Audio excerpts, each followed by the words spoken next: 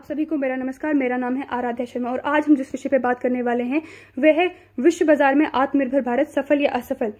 12 मई 2020 को भारत के प्रधानमंत्री श्री नरेंद्र मोदी ने आत्मनिर्भर भारत का वर्णन किया, परंतु ये विषय हमारे लिए कोई नया विषय नहीं है। 1960 व 1970 के दशक में भी कई सारी नीतियों में इसका उल्लेख मिलता है, परंतु आज आत्मनिर्भरता के मायने बदल चुके हैं। आज आत्मनिर्भरता का अर्थ खुद को बाकी देशों से अलग करना या संरक्षणवादी नीतियों को अपनाना बिल्कुल भी नहीं। आज आत्मनिर्भरता के आधार पर हम अपने देश में नए विचार, व्यापार व निवेश के आयाम खोलने में समर्थ हो सकते हैं।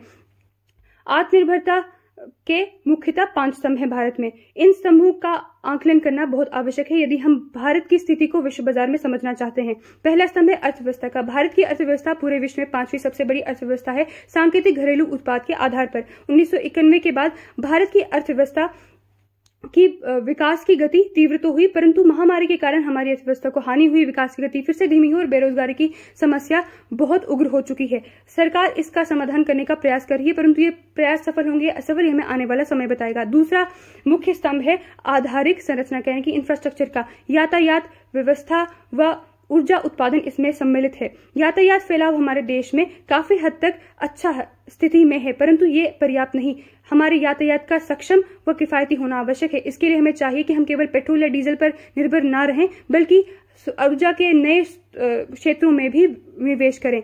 ऊर्जा के नए स्रोतों में हमने सौर ऊर्जा के क्षेत्र में तो हमने काफी हद तक मानक स्थापित किए हैं, परंतु जल विद्युत व पवन ऊर्जा के क्षेत्र में हमें अभी और प्रयास करने की आवश्यकता है। तीसरा मुख्य स्तंभ है प्रौद्योगिकी संचालित व्यवस्था का यानी कि टेक्नोलॉजी ड्रिवन सिस्टम। आज हमारे शिक्षा प्रणाली, हमारी स्वास्थ्य सेवाएं व हमारा व्यापार सारा का सारा काम प्रौद्योगिकी यानी कि टेक्नोलॉजी पर निर्भर है। हमारे देश में अनुसंधान व आविष्कार करने में समर्थ जनशक्ति तो है, परंतु समय आने पर वे विदेश में पलायन कर जाते हैं। ऐसा इसलिए क्योंकि भारत में उनके लिए आयाम नहीं। इसलिए सरकार को चाहिए कि उनके लिए आयाम उपलब्ध करवाए, इस क्षेत्र में निवेश करे ताकि वो लोग भारत में रहकर ही भारत को नए स्तर पर ले जाएं।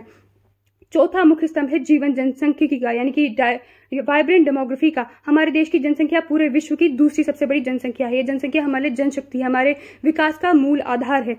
अच्छी स्वास्थ्य व शिक्षा सेवाओं से हमारी जनसंख्या की सामर्थ्य में बढ़ोतरी हो सकती है, परंतु कोरोना महामारी के कारण हमारे सामने 2 मुख्य समस्याएं। पहला, हमारी जनसंख्या के आकार को देखते हुए उसकी तुलना में हमारे स्वास्थ्य सेवाएं पर्याप्त नहीं। दूसरा कि बेरोजगारी की समस्या बहुत उग्र रूप ले चुकी है।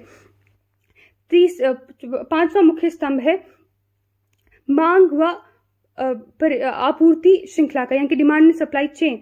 डिमांड एंड सप्लाई चेन का संतुलन किसी भी अर्थव्यवस्था के लिए जरूरी है। जिन चीजों की मांग ज्यादा है उसका उत्पादन हमें बढ़ाना चाहिए, परंतु अगर यदि ऐसा संभव ना हो तो हमें उसका विकल्प ढूंढने का प्रयास करना चाहिए। जिन चीजों का उत्पादन पहले से अधिक हो रहा है उनके लिए हमें भंडारण व्यवस्था उपलब्ध करानी चाहिए ताकि समय आने पर हम उन अतिरिक्त उत्पादों का निर्यात करके लाभ कमा पाएं।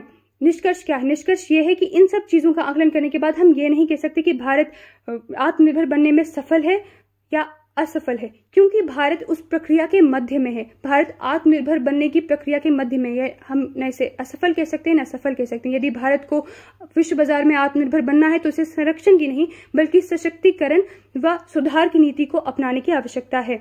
यदि हम संरक्षण को अपनाते भी हैं तो ये समय सीमित संरक्षण होना चाहिए। कहने में ये जितना आसान है करने में उतना ही मुश्किल है, परंतु यदि हम अथक प्रयास करें तो ये संभव है। धन्यवाद।